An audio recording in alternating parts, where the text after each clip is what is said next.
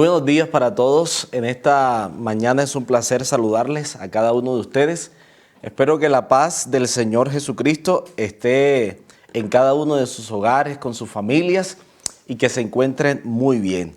En esta mañana, antes de estudiar la palabra de Dios, quisiera que me acompañaran en una oración para que el Señor dirija nuestro estudio en este momento. Oremos. Amado Padre, abrimos tu palabra con la confianza de que en ella encontramos la solución para nuestras vidas y por supuesto la vida eterna en Cristo Jesús. Queremos, oh Dios, que revivas nuestro espíritu, que nos des nuevo entendimiento y que nuestra vida espiritual pueda ser una vida próspera. Bendice a cada cibernauta, a cada persona que está escuchándonos en este momento. En el nombre de Jesús oramos. Amén y amén. La reflexión para esta hora le he puesto por título Revive.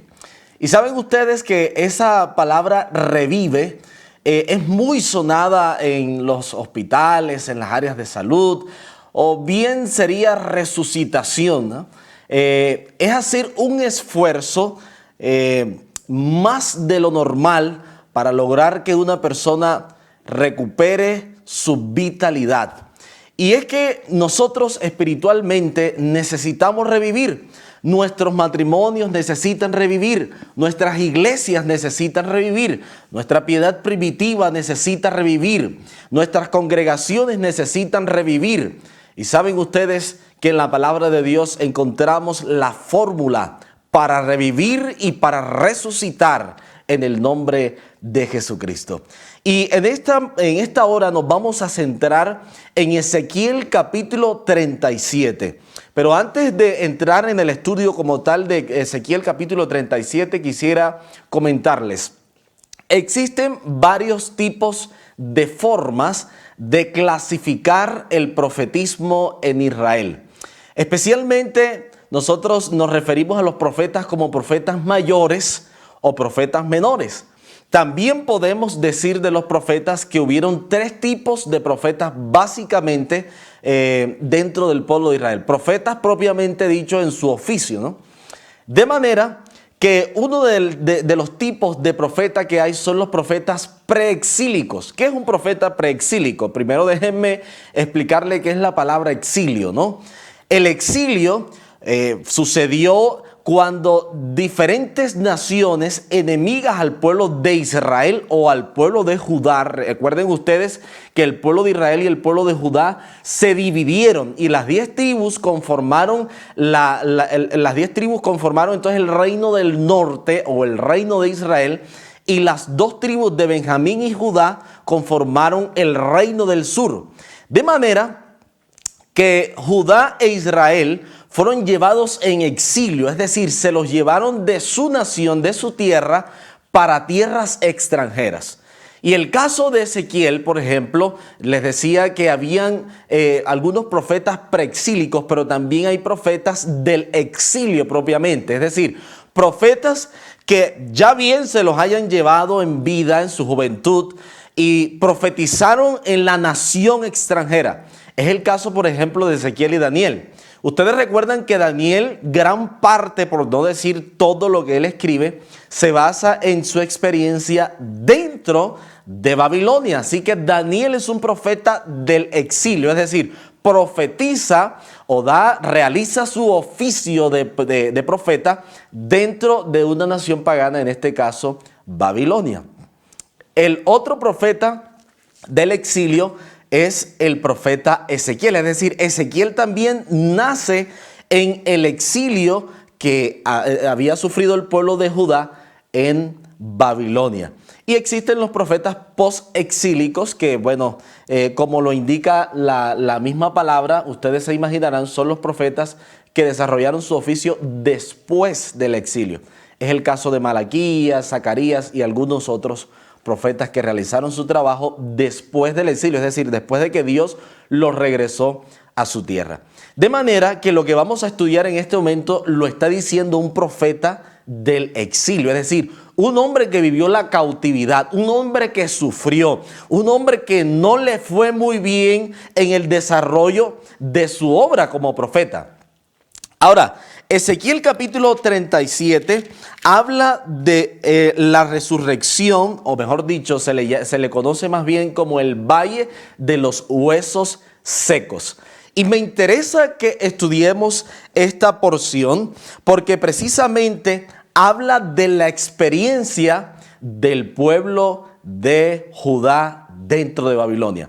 Por ejemplo, nosotros en el Salmo capítulo 127 encontramos que ellos hablan un poco acerca de cómo fue la experiencia de ellos dentro de Babilonia. Ahora imagínense ustedes, uno está en otro país sufriendo, pasándola mal, y ahora Dios está dándote una profecía de que Él te va a restaurar y te va a limpiar. Les decía el Salmo capítulo 137, ellos hablan de su experiencia y ellos dice así, Salmo capítulo 137 a partir del versículo 1. Junto a los ríos de Babilonia, allí nos sentábamos y aún llorábamos, acordándonos de Sión. Sobre los sauces en medio de ella colgamos nuestras arpas, y los que nos habían llevado cautivo, es decir, los babilonios, nos pedían que cantásemos, y los que nos habían desolado nos pedían alegría, diciendo: cantadnos algunos de los cánticos de Sión. Versículo 4, ellos dicen: ¿cómo cantaremos cántico de Jehová en tierra de extraños? Si me olvidare de ti, oh Jerusalén, pierda mi diestra su destreza. Mi lengua se pegue a mi paladar, si de ti no me acordare. Si no enalteciere a Jerusalén como preferente asunto de mi alegría. Versículo 7. Oh Jehová, recuerda contra los hijos de Edom el día de Jerusalén, cuando decían: arrastradla hasta los cimientos. Hija de Babilonia, la desolada, bienaventurado el que te diere el pago de lo que tú nos hiciste. Dichoso el que tomare y estrellare tus hijos contra la peña. Estas palabras son parte de la experiencia, o mejor dicho, del sentimiento que había experimentado el pueblo de Judá mientras estuvo cautivo en Babilonia. Ahora, me interesa revisar el libro de Ezequiel capítulo 37 porque el Señor ahora va a dar una respuesta al llanto o a la queja que están haciendo ellos en contra de Dios. Ellos le están diciendo: Señor, mira, acuérdate de lo que esta gente nos ha hecho. Mira cómo nos trajeron cautivos. Mira cómo nos están tratando. Mira lo mal que lo estamos pasando. Y ellos se acordaban de Jerusalén cuando la pasaban bien, cuando eran libres, cuando nada los oprimía. Y ahora Babilonia había caído encima de ellos y los había arrastrado hasta tierra extranjera. Ahora, fíjense ustedes que ellos le reclaman a Dios. Pero realmente el pueblo de Judá fue llevado cautivo como consecuencia de su rebelión, su idolatría y su falta de fe en Dios. ¿No se les parece a ustedes la experiencia de Judá muchas veces a la experiencia de cada uno de nosotros? Nos metemos en un matrimonio que no debíamos y cuando la estamos pasando re mal, que ya estamos fracasados, que dentro de la relación te están golpeando, te están maltratando, te están abusando, quizá posiblemente verbalmente, físicamente. Entonces ahora le reclamas a Dios, pero no fue Dios el que te llevó a ese matrimonio. Fuiste tú mismo por medio de tus decisiones el que quisiste escoger la ruta de tu vida. Ahora, Dios es tan lindo y tan hermoso que a pesar de que el pueblo de Judá cayó en idolatría y como consecuencia de eso el pago de sus actos fue que Babilonia ahora se los lleva cautivo, aún así Dios les da una promesa de restauración. Sabes, aunque tú hayas pecado, no importa si has pecado una cantidad de veces que posiblemente ya no eres capaz de contarlas, aún así Dios te da una promesa de restauración. El Señor te quiere limpiar, El Señor te quiere restaurar, el Señor te quiere reedificar, el Señor quiere que tú revivas, que tu felicidad reviva. El Señor quiere que la iglesia, aunque se ha metido en problemas y en este momento está pasando por un momento crítico, Él quiere que su iglesia reviva. Él quiere restaurar su iglesia. Él quiere que su espíritu esté morando dentro de su iglesia, porque el Dios nuestro no va a desamparar, como dijo David, la obra de sus manos. ¿Saben ustedes que el Señor hasta cierto punto es responsable de lo que pase con nosotros? Algunas veces el hijo le dice al papá, a la mamá, cuando le dan una reprensión, un regaño, él le dice al papá, pero es que yo no pedí que me trajeran a este mundo, yo no pedí nacer. Y saben que hasta cierto punto eso es cierto. Aunque sea un reclamo lleno de mucha rebeldía y de palabras que posiblemente no son las más adecuadas, eso es cierto. Su hijo no pidió nacer, por lo tanto, usted hasta cierto punto es responsable de lo que pase con sus hijos. Igualmente Dios, el Señor a nosotros nos creó. Por lo tanto, Él toma responsabilidad de lo que pase con cada uno de nosotros. Sin más preámbulos, dice el libro de Ezequiel capítulo 37. Hablando de Ezequiel, la mano de Jehová vino sobre mí y me llevó en el espíritu de Jehová y me puso en medio de un valle que estaba lleno de huesos. Y me hizo pasar cerca de ellos por todo en derredor. Y he aquí, dice Ezequiel, que eran muchísimos sobre la faz del campo y por cierto, secos en gran manera. Y me dijo, hijo de hombre, ¿vivirán estos huesos? Y dije, Señor Jehová, tú lo sabes. Me dijo entonces, profetiza sobre estos huesos y diles, huesos secos, oíd palabra de Jehová. Miren qué cosa tan extraña. El Señor le está pidiendo a Ezequiel que profetice, que predique, que diserte, que hable, que se dirija a un montón de huesos secos.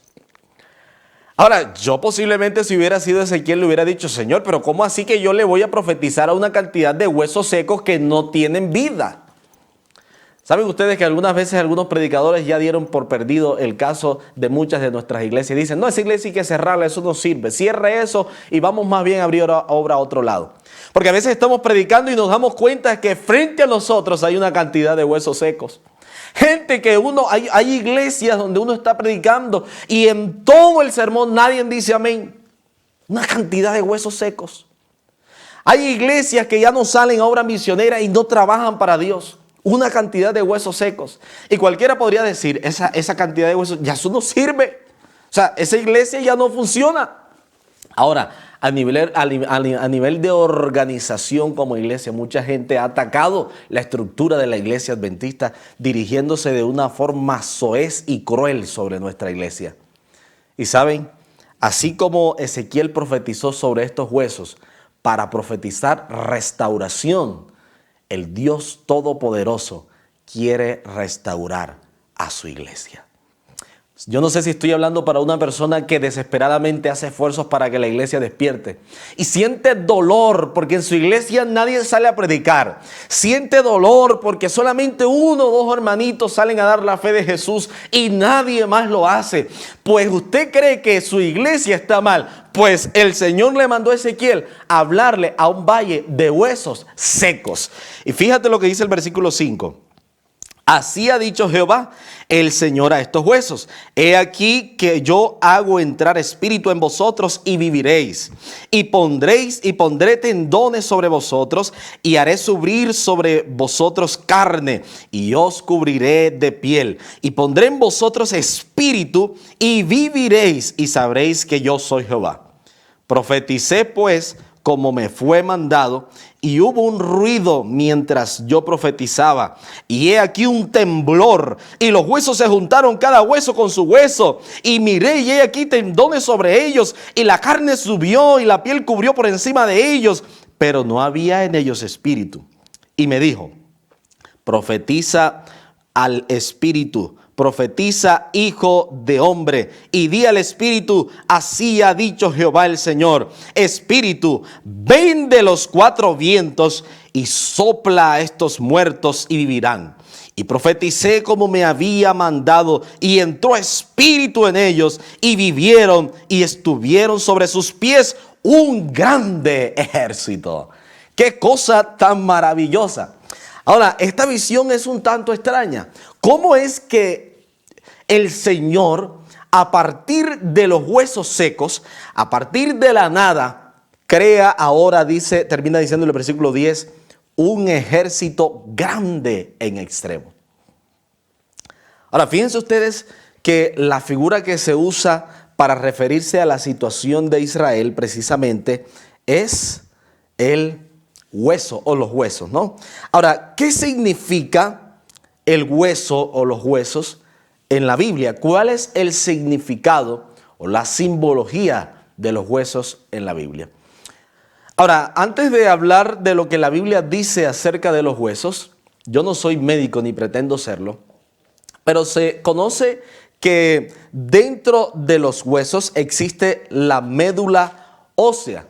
Y es allí en la médula ósea donde se producen los glóbulos rojos que luego entonces vienen a conformar lo que sería el torrente sanguíneo, la sangre en nuestro cuerpo.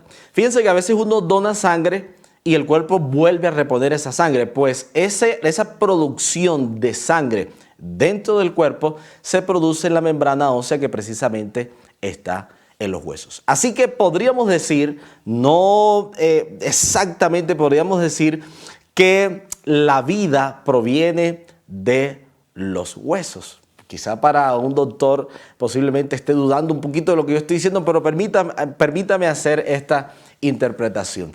La vida proviene entonces de los huesos. Fíjense ustedes que la Biblia se refiere varias veces a los huesos y cuando habla de los huesos, casi siempre, no siempre, pero casi siempre lo relaciona con aflicción o con estar pasándola no muy bien.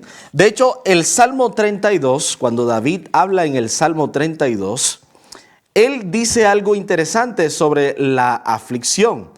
Salmo capítulo 32, el versículo 3. Él dice, mientras callé, se envejecieron mis huesos en mi gemir todo el día.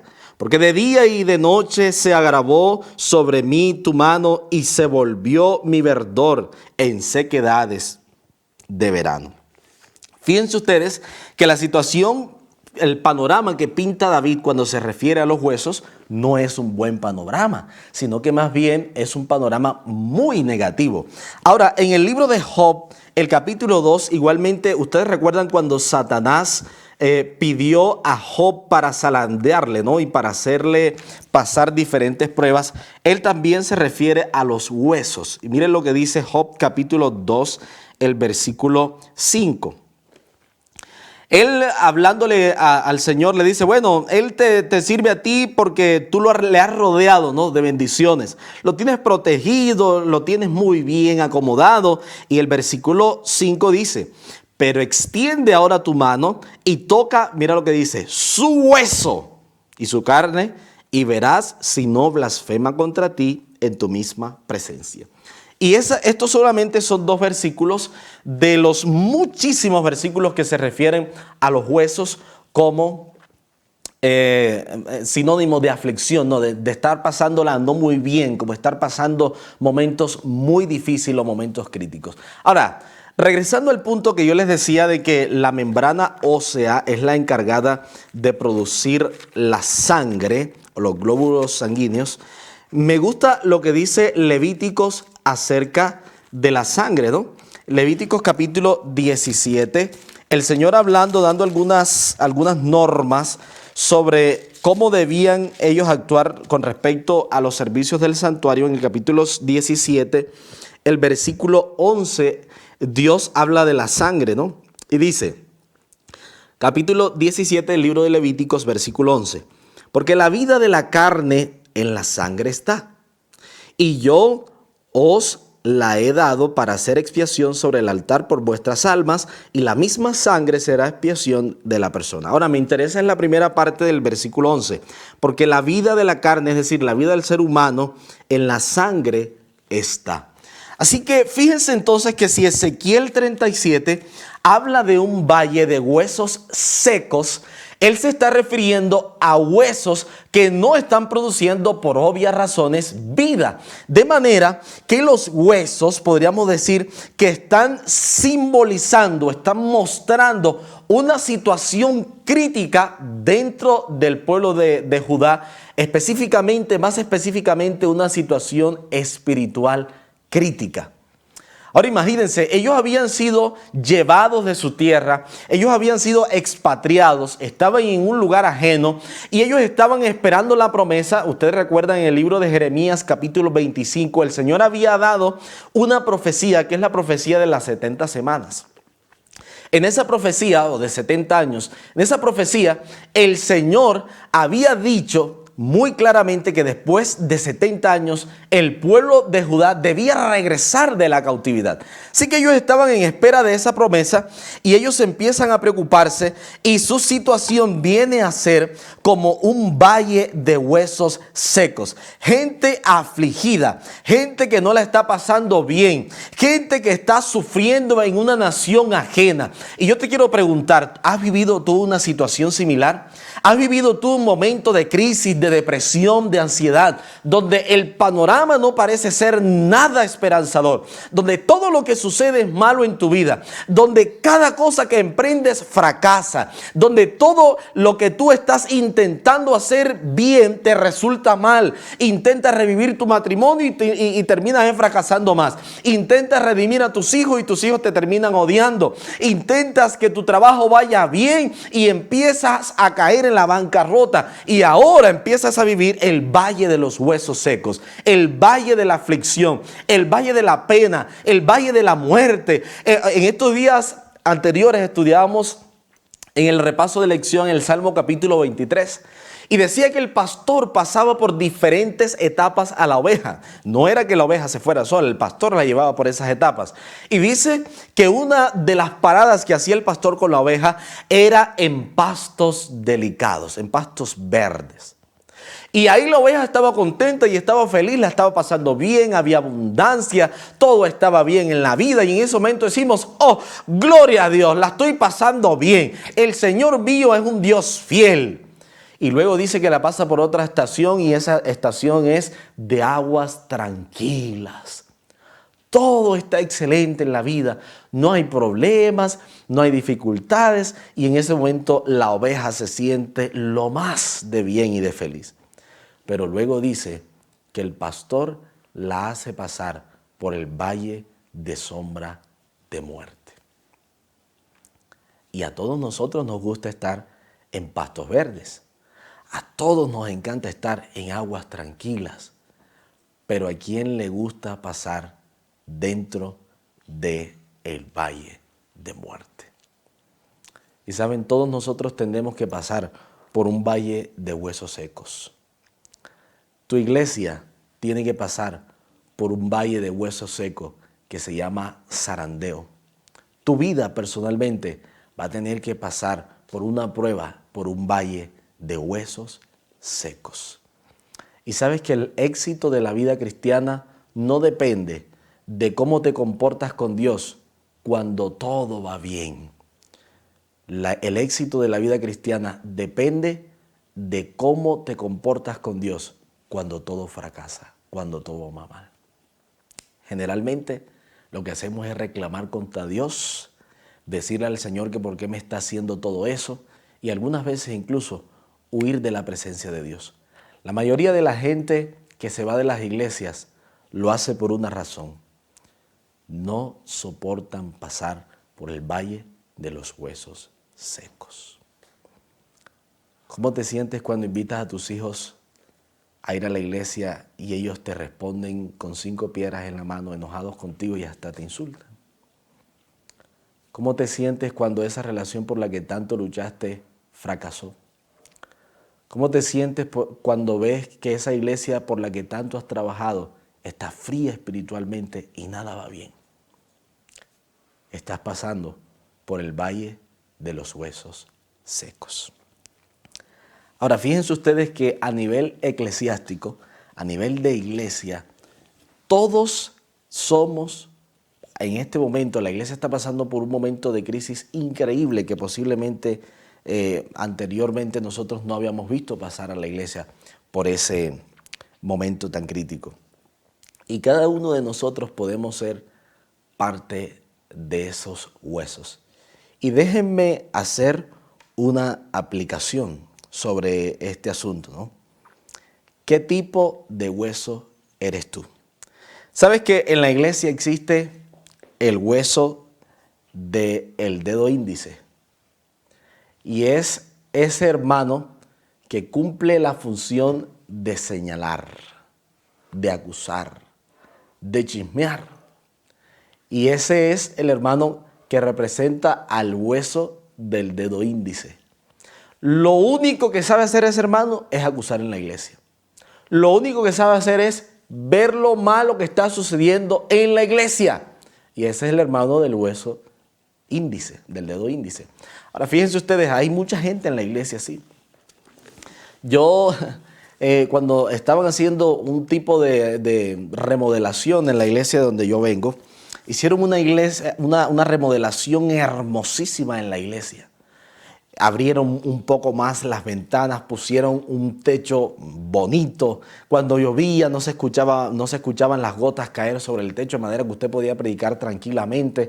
La iglesia la hicieron más espaciosa, le pusieron nuevo piso, baldosas, hicieron una plataforma muy bonita también. Y saben, ese día cuando de nuevo llegamos como a inaugurar, ¿no?, la iglesia nuevamente, había un hermano que posiblemente su trabajo era de dedo índice. Y él empezó a revisar toda la construcción de la iglesia, todo lo que se había hecho. Y no resaltó ni un punto bueno de todo lo que se había hecho en la iglesia. Sino que miró hacia arriba y precisamente como el que está pendiente de lo negativo, algo negativo ve en todo siempre.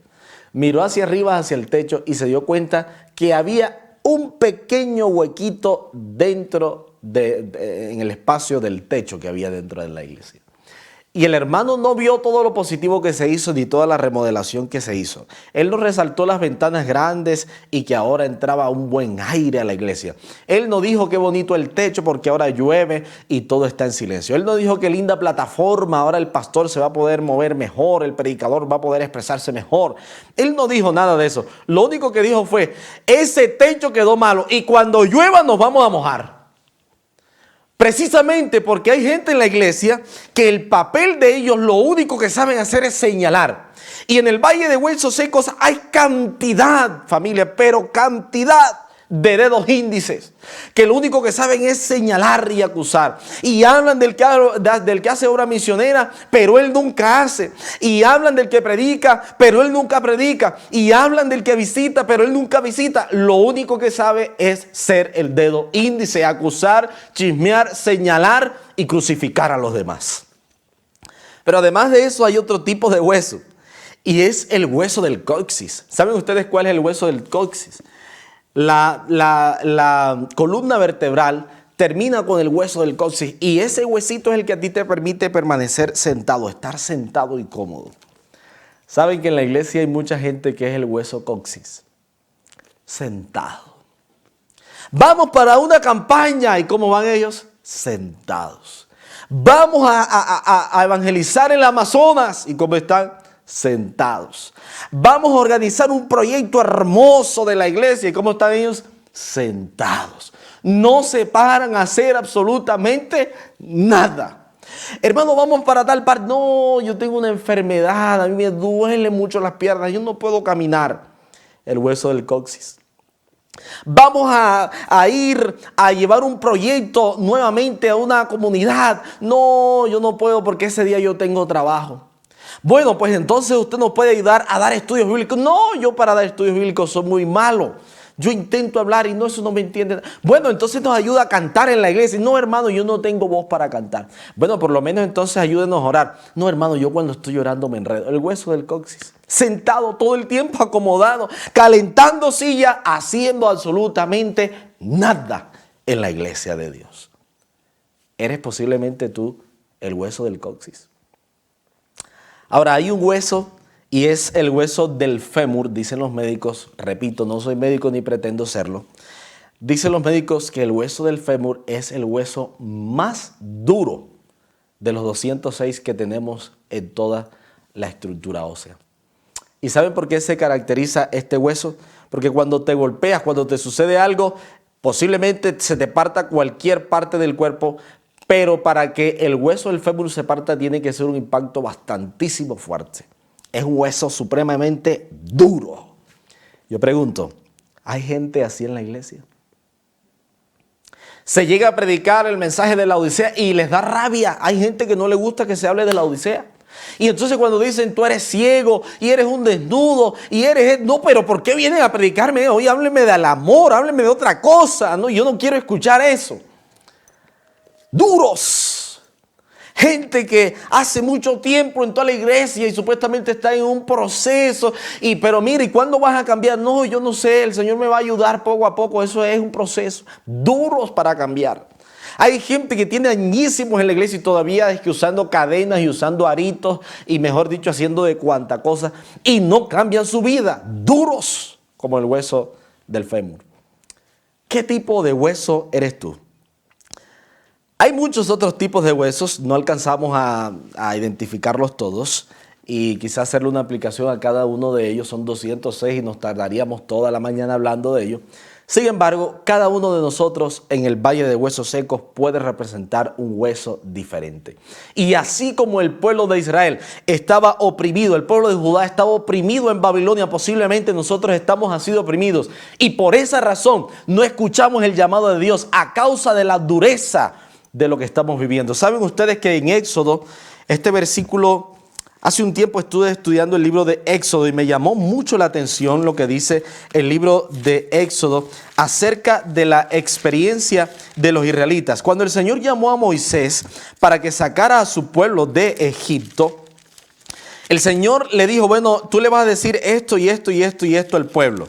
Y ahora Moisés llega a predicar y en Éxodo capítulo 6, el versículo 9, dice una cosa increíble. Dice así, Éxodo capítulo 6, versículo 9.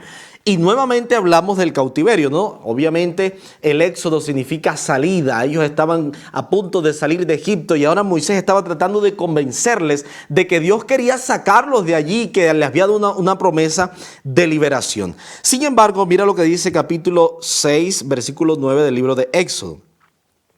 De esta manera habló Moisés a los hijos de Israel. Y mira lo que dice aquí. Pero ellos no escuchaban a Moisés a causa de la congoja de espíritu y de la dura servidumbre. Saben, hay gente que ya perdió la esperanza y son un valle de huesos secos. Gente que ahora usted predica acerca, el Señor te puede restaurar y esa gente ha perdido tanto la esperanza que ya usted habla de ese tipo de cosas en la iglesia y ellos dicen, eso será para otro, ya para mí la esperanza se acabó. Hay gente que hace años se enviudó y todavía no ha podido superar la dura servidumbre de la depresión de haber perdido un ser querido. Hay gente en la iglesia que hace mucho tiempo tuvo un fracaso espiritual, tuvo una caída y no se ha vuelto a levantar. Y saben ustedes, el libro de Ezequiel capítulo 37 habla de la restauración.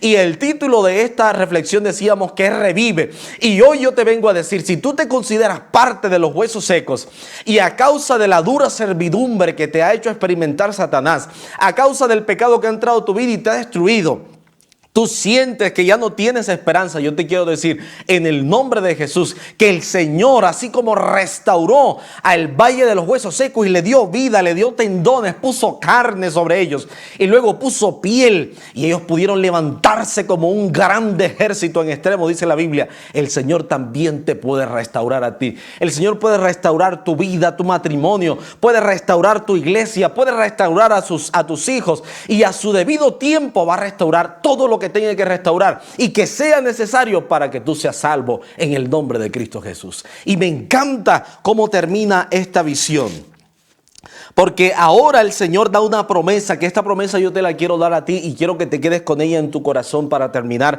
Dice el libro de Ezequiel capítulo 37 versículo 14, la promesa de Dios para ti es: y pondré mi espíritu en vosotros y viviréis, y os haré reposar sobre vuestra tierra, y sabréis que yo, Jehová, Hablé y lo hice, dice Jehová el Señor. El Señor te puede restaurar. Él dice, yo lo hablé y yo lo hice. De manera que si estás en cualquier valle de hueso seco, no sé cómo se llama el valle de hueso seco donde tú estás, yo te digo en el nombre del Señor, revive para gloria de Dios. Posiblemente anteriormente fuiste un gran misionero y soñaste con alcanzar grandes metas para gloria de Dios y hoy estás frustrado por algo que te sucedió en tu vida. Revive en el nombre de Jesús. Si posiblemente un pecado entró a tu vida y te tiró al piso y te humilló y la gente habla de ti, te difaman en la calle y por esa razón ya no te atreves ni siquiera a abrir la boca para hablar del Señor. Revive en el nombre de Jesús. No dejes que eso te esté matando y que te esté humillando permanentemente. El Señor dio su promesa: pondré mi espíritu en vosotros y tú vas a vivir. Con este versículo termino. Me encanta el libro de Salmos y esta promesa sobre todo que está en el libro de Salmos capítulo 33 versículo 9. Habla de la rapidez con la que el Señor puede crear en ti su nuevo espíritu y puede hacer que tú seas una persona bendecida y libertada por el poder de Dios. Dice desde el versículo 8, capítulo 33 de Salmo, versículo 8 y 9. Tema a Jehová toda la tierra, teman delante de él todos los habitantes del mundo, porque él dijo y fue hecho, él mandó y existió. Ese es el Dios que yo tengo. Yo no sé si tú tienes un Dios que crees que es un Dios muerto. Yo creo que mi Dios es el Dios que, como dijo Jesús, el que cree en mí, aunque esté muerto, vivirá, porque yo soy la resurrección y la vida. Familia de Dios, revive para gloria de Jesucristo. Vuelve a brillar para gloria de Dios. Permite que el Señor entre en tu corazón, ponga su espíritu en ti y serás una nueva criatura que predicará el evangelio y hará todo lo que haga para gloria de Cristo Jesús. Que el Señor te bendiga, te llene de su Santo Espíritu y que hoy puedas experimentar la restauración, la resurrección y que puedas revivir para gloria de Dios. Que el Señor te bendiga y que tengas un excelente día. Me gustaría hacer una oración por cada uno de ustedes en este momento. Oremos. Amantísimo Dios, te agradezco, Padre, porque tú eres el Dios de la resurrección. Señor, tú eres el Dios que ha tenido como misión principal restaurar a tu iglesia, restaurar a tus hijos, restaurar tu imagen en nosotros. Permite que podamos abrirte nuestro corazón y que aunque seamos un valle de huesos secos, aunque seamos un valle de sueños rotos, aunque seamos un valle de aflicción, aunque tengamos una vida realmente terrible, tú puedas llegar y transformar eso en vida y en gloria de Dios. Así como tú diste esta promesa a Judá y la cumpliste, lo sacaste de Babilonia con mano poderosa y les diste de nuevo una nación, restáuranos a cada uno de nosotros. Satanás nos ha deprimido, Satanás nos ha hecho ansiosos, Satanás, oh Señor, ha destruido nuestra felicidad. Pero hoy, por el poder y la gracia de Cristo Jesús, confiamos en que reviviremos para tu gloria. Te agradecemos por esa resurrección que has hecho hoy en nuestras vidas, porque lo creemos por la fe que ya está hecho en cada uno de nosotros. Oramos en el nombre de Jesús. Amén. Amén.